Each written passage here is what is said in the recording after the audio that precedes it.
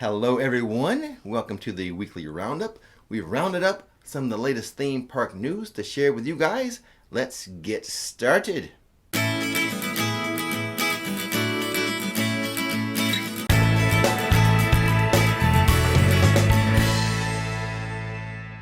Face mask rules are changing for the theme parks again. Let me point out, this is not due to any type of government mandate.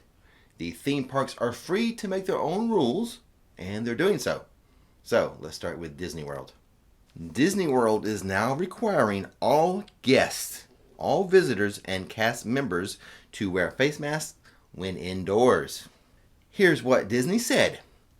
They said face coverings are required for all guests ages 2 and up while indoors and in Disney buses, monorails, and Disney Skyliner, regardless of the vaccination status. This includes entering and throughout attractions. In outdoor common areas, masks are optional for all visitors. At Universal, for the time being, it is just employees that are required to wear the masks indoors. Guests at Universal Orlando are encouraged to wear face masks indoors. It is not a requirement of guests. SeaWorld Orlando and Busch Gardens Tampa, they recommend that all guests wear face coverings indoors. So to summarize your indoor face mask policy, and remember, this is subject to change. Yes. This is the rules as I'm speaking right now at this moment. That's right. After I record this and put it on YouTube, it could all change. Mm-hmm. But as of right now, here's your summary. Universal, they encourage you to wear a face mask indoors. At SeaWorld and Busch Gardens, they recommend you wear face coverings indoors. And at Disney, they mandate. They do require everyone to wear face coverings indoors.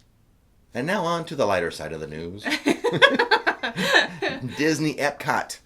They have a new attraction coming. Ratatouille. Yes, Ratatouille's Adventure something. Right. To be specific. That attraction will open on October 1st.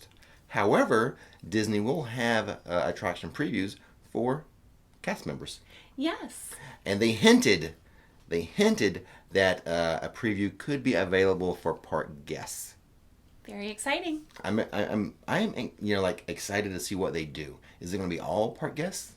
Will they do something for, I don't know, pass holders? I'm excited to find out. Florida is going to become home to the first theme park for what? Peppa Pig? Yes. I've talked about this before. You have. So this is not totally new to me. No. This is the second time I've talked about Peppa Pig. You haven't said it in a while, though. I haven't thought about it in a while. Our kids are grown. I don't know. When did Peppa Pig start? Our kids were older, right? Older, yeah. So I'm not on that Peppa Pig wave. Mm-hmm. But there's a new theme park coming, Peppa Pig. It's fun to say. Don't take a drink every time I say Peppa Pig in this segment. But the new theme park is going to have come with 6 rides, 6 themed areas, and like a water park play area too. Nice. So we could do a lot of Rick's Top 6s there. Is that what you're trying to say? Hey! I didn't think of that. If it's 6, then yeah. Yeah, that works. It does. Slide right in there. Rick's Top 6 works very well. Good. Mm-hmm. I'm glad I brought you along in this video. Oh, thanks. The rides include Daddy Pig's roller coaster, which will have riders boarding Daddy Pig's red car and exploring a new shortcut. Peppa Pig's Big Balloon Ride, where riders can enjoy a view from the top. Granddad Dog's Pirate Boat Ride, Grampy Rabbit Dinosaur Adventure, Mr. Bull's High Striker, and Peppa's Pedal Bike Tour and George's Tricycle Trail. I have no idea who any of those characters are. No, but we'll do some research in the meantime, and we'll figure it out. We will. Before we go, we'll figure it out. But we have a little time. It's not going to open until like 2022. Oh, well, still something fun to look forward to. And here's some good news as far as theme park health is concerned. Mm-hmm. Financial health. Financial health. For the first time since the pandemic, mm-hmm. Universal was profitable. Universal theme parks were profitable last quarter. Nice. And within that was led, by the way, by Universal Orlando. Thank you very much. Which, by the way, was last month. Last month, I think they reached attendant totals that were like comparable to 2019. Nice. So we're getting there. I think we're there, I can say. Mm-hmm. They're profitable and attendance levels back to 2019 levels. Just keep it up. And that is without international travel. That's right. So that is a bit of good news for Universal. I say, now that we have that good news, let's bring on Epic Universe. Let's speed it up. Exactly. I know it's restarted, but let's speed it up. Well, this is not even international travel. What's the holdup? I'll go out there with my shovel and hammer and help you guys out. Busch Gardens Tampa Bay has revealed a new haunted house for Hall of Scream. Ooh. Deathwater Bayou Blood Moon is the name of the new house. The house will take visitors deep inside the bayou where bloodthirsty werewolves roam. Icon Park is an attractions venue on International Drive near Universal Orlando. It's adding 2 new attractions. The Orlando Slingshot and the Orlando Freefall. Should be ready by this December. Very exciting. Which is good for you because you've been talking about doing a vlog there. I have. I've been wanting to go out there and show you guys all of the cool stuff that you can do. A Rix Flix, if you will. Now, here's the question though. Are you going to do it before this is open, the 2 new attractions, or are you going to do it after? Or maybe you do both. If I did it after, I'm sure I'd have to go on it, which is like totally scary to me. So Well, I don't know. We'll see. You could do one before, and then I would go with you the second time. I would do the Slingshot and the Freefall. Oh, okay. Universal Orlando recently upped their starting base pay to $15 an hour, which is good for the next 1,300 people who should be getting jobs there because they are looking to hire another 1,300 people, 300 for haunted houses, and 1,000 like food and beverage. I'll leave a link to their little like employment site. I think it's what is it? Or jobs universalorlando.com. I don't know. Okay. I'll leave a link. I'll put it up on the screen too. I think it's Universal Orlando Jobs, but you can see it on the screen right now anyway. And there's a link in the description. Go apply to be a scare actor. Sign up to scare Nikki. You're not gonna scare me, but You'll scare the bejesus out of me, though. Become a scare actor and scare Nikki. Yeah. We now have a better handle on the time frame as to when Disney is going to open up their Star Wars hotel. Mm-hmm. The official name? What is it? Star Wars Galactic Star Cruiser? Yes. I got it! Star Wars Galactic Star Cruiser. Mm-hmm. Everyone just calls it the Star Wars Hotel. Mm-hmm. It's going to be opening up, when did I say? Spring of 2022? Spring of 2022. Yeah. So now we have a better time frame. Start planning your little vacations. Now this doesn't operate like a regular hotel.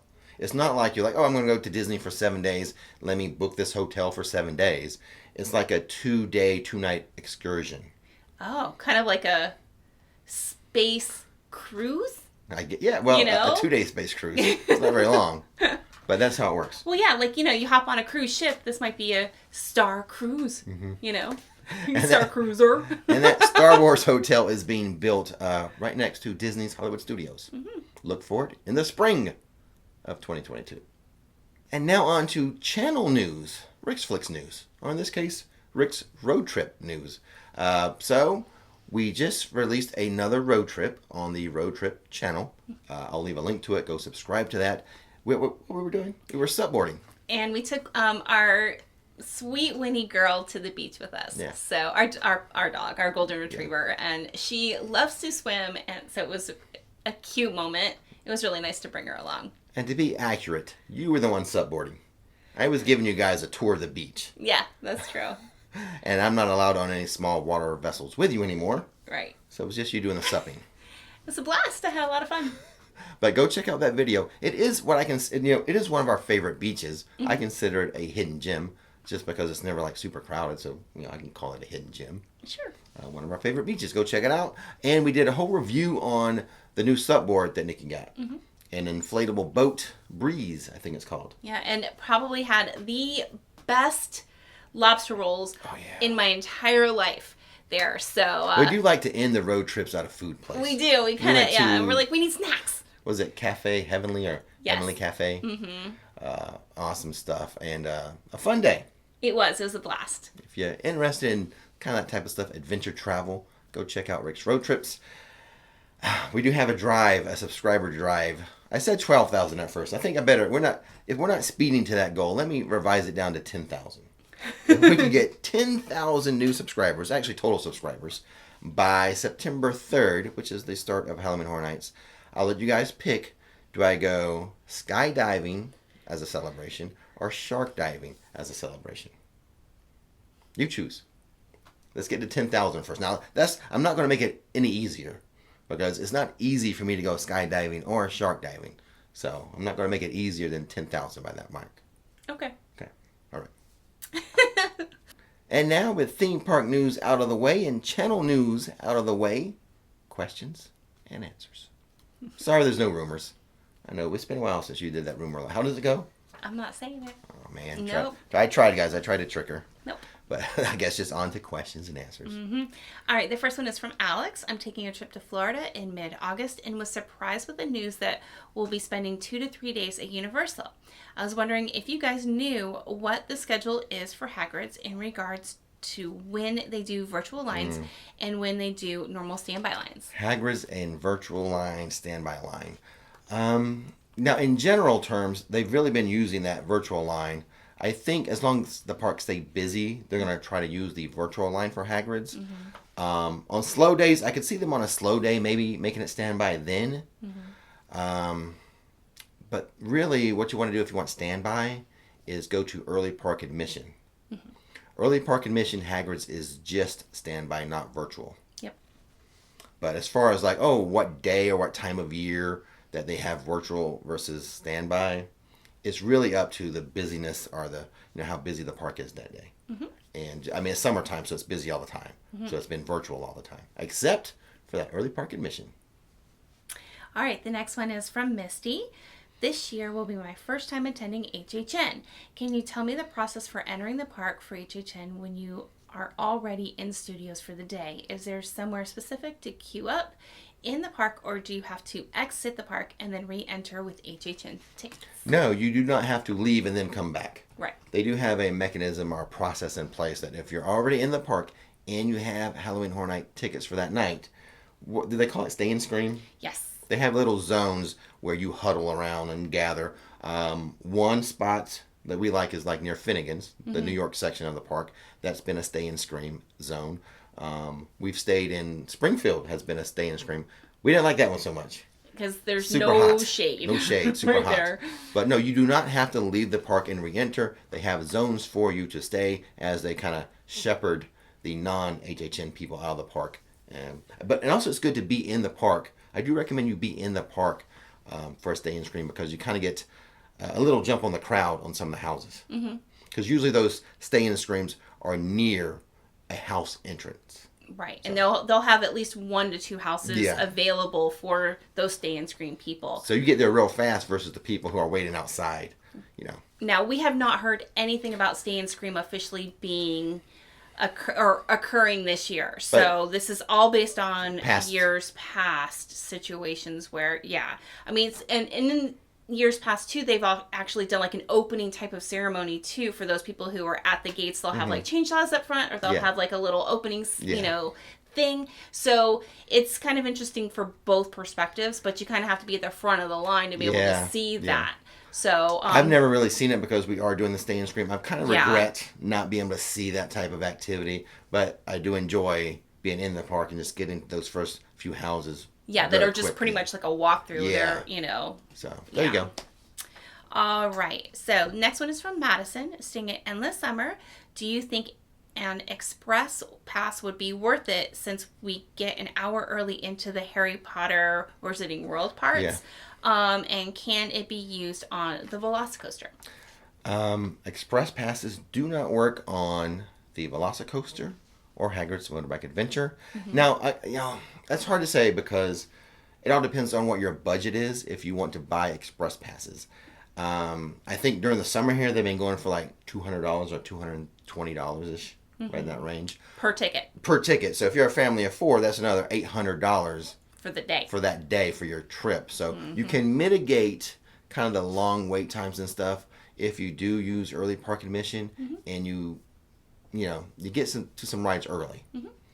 My strategy, I think I would, if I was not going to have express passes, I would go into Hogsmeade. I would do Hagrid's and the Harry Potter stuff. And then I would go do the Velocicoaster. And then, like Jurassic Park River Adventure, that line is lowest in the mornings and early. Once it gets later in the afternoon and hot, those wait times can get up for that ride. Mm-hmm. And then kind of do some shows midday. Right. And towards the end of the day, crowds lighten up a little bit too. That's usually when like annual pass holders with your premier pass gets that, Express after 4 because crowds lighten up around that time. So early and late. Yes. And do some bets. shows in the middle. Exactly. And speaking of Express Pass, Bourne Stuntacular now accepts Express Pass. Yeah. So that's good. Mm-hmm. All right. Next one is from Brett. If staying at Endless Summer, can you buy park tickets from a third party, or does it have to be from the Universal website? You can buy it from anywhere. Mm-hmm. Just because you're staying at a Universal resort or hotel doesn't matter. Right. Like, for example, OrlandoInformer.com. Exactly. They sell daytime tickets. They sure do. Yeah, just go to OrlandoInformer.com and click on the little ticket tab. Mm-hmm. See what type of deals they have for you. All right, next one is from Cassie. What are you hearing about frequent fear passes for HHN 30?